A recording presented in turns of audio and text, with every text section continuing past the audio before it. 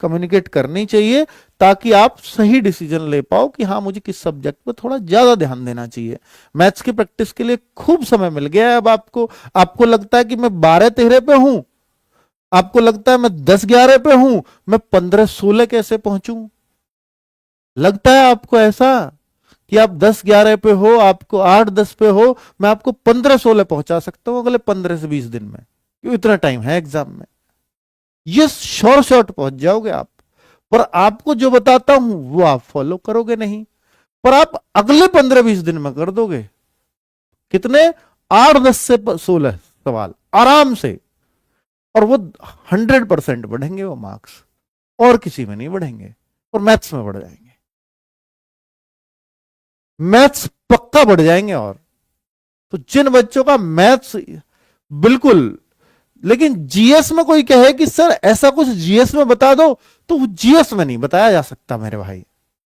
Reasoning किसी की कमजोर होती नहीं, और हिंदी सब ठीक कर लेते हैं। तो मैथ्स वाले बच्चों अपने मैथ्स को कमजोर मानते मानते इतनी बार कमजोर कहते हैं कि भाई वो फिर वास्तव में ही उनको सीखने में फिर दिक्कत होने लगती है ना।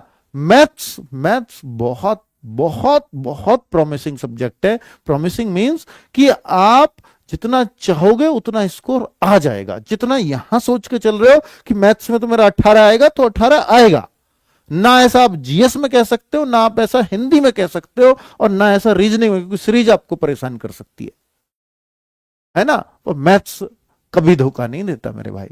इसलिए मैथ्स को हमेशा स्ट्रांग पोजीशन में रखा करो अपने आप को।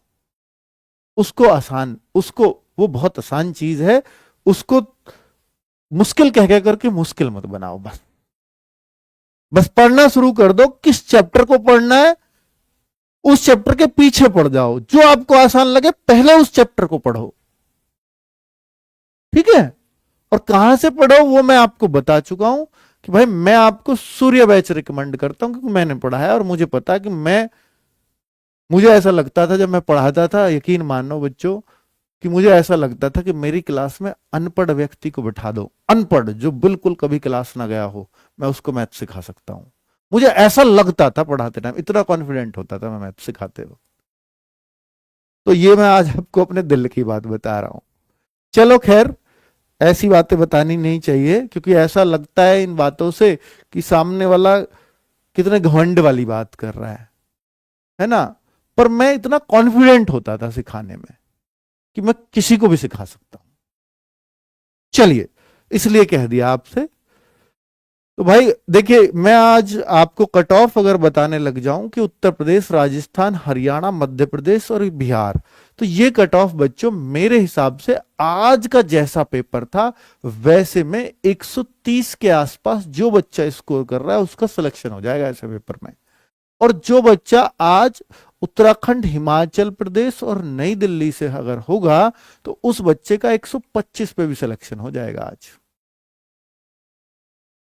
और जो बच्चा वेस्ट बंगाल से, महाराष्ट्र से, झारखंड से होगा, उस बच्चे का आज 118 मार्क्स लाने पर सिलेक्शन हो जाएगा। झारखंड को तो फिर भी मैं इन दोनों में रखता हूं, वो यहां भी हो सकता है, यहां भी हो सकता है। झारखंड का, क्योंकि इस बार भी वैकेंसीज उस हिसाब से कम और पिछली बार भी कम थी, उससे पहले झारखंड यही होता था।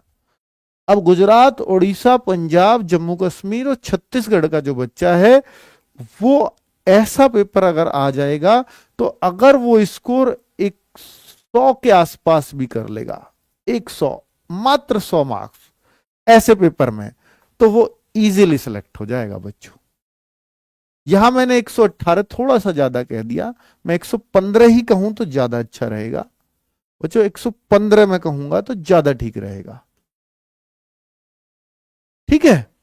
115 अगर आपके मार्क्स आ रहे हैं तो बहुत अच्छे आ रहे हैं। और देखो बच्चों, मैं पहले भी आपको कह चुका हूं कि टिक सारे मारा करो इसमें। आपको नेगेटिव मार्किंग है, बहुत फर्क नहीं पड़ेगा, लेकिन टिक मारने का, तुक्का मारने का एक तरीका मैंने बताया था कि आपको अगर 80 में से 70 क्वेश्चन आते हैं, उन 70 को तो कर दो, लेकिन इन 10 क्वेश्चनों का मुझे अता पता नहीं है। पहले तो ये देखो, उन 10 क्वेश्चनों में से कोई ऐसा तो नहीं है जहां मैं उत्तर के करीब पहुंच सकूं। उत्तर के करीब मतलब एक या दो ऑप्शन काट सकूं, कि ये तो हो ही नहीं सकते। तो अब जो दो ऑप्शन बचे उनमें से ही उत्तर है और मैं श्योर हूं, तो फिर तो उनमें से ही उत्तर लगाओ। और अगर ऐसा नहीं है तो फिर अगर आप बिल्कुल ब्लैंक हो उनमें, तो खाली मत छोड़ के आना। उन 10 के 10 में या तो ए ऑप्शन या बी ऑप्शन या सी ऑप्शन या डी ऑप्शन, सब में सेम भर देना, आपको फायदा होगा, मैं बता रहा हूं। ठीक है, चलो। नॉर्थ ईस्ट के बच्चे और असम और त्रिपुरा इसलिए क्योंकि इन्हीं दोनों स्टेट से आरडब्ल्यू को बहुत प्यार मिलता है। इन दोनों स्टेट्स का नाम मैं बार बार लेना चाहूंगा कि ये दोनों स्टेट्स के बच्चे आरडब्ल्यू पे बहुत भरोसा करते हैं, असम और त्रिपुरा। तो भाई मैं इस स्टेट की कट ऑफ जो लगाना चाहूंगा आज के पेपर में, मुझे ऐसा लगता है कि 80, क्योंकि भाई 80 अगर आप कर लेते हैं, मैं कहूंगा कि देखो ये 70 भी जा सकता है, पर आप 70 का ट्राई मत करो, आप 80 का ट्राई करो, अभी किया जा सकता है, क्योंकि इतने बहुत ज्यादा मार्क्स नहीं है, हो सकता है 70 भी काफी हो, लेकिन मैं 80 की तरफ लेके जाऊंगा आपको, है ना। और साउथ स्टेट और बाकी कर्नाटक का नाम इसलिए है कि भाई कर्नाटक से बच्चे डायरेक्टली बहुत प्यार देते हैं आरडब्ल्यूए को, तो मैं आपसे कहता हूं कि आप लोगों का भी 80 के आसपास स्कोर होना चाहिए। ठीक है, चलिए। असम, असम भर दिया देखो बच्चों ने, असम। त्रिपुरा भी लिख दो भाई, गुजरात तो खैर है ही, गुजरात तो मैंने पहले ही बता दिया ऊपर ही। ठीक है बच्चों, मणिपुर, मणिपुर भी आगे से लिख देंगे, चिंता मत करो। मणिपुर वाले, अयोध्या धाम से, हाँ यूपी वालों, सबसे पहले आपके स्टेट का ही नाम लिखा है मैंने। ठीक है, थैंक यू वेरी मच, नमस्ते।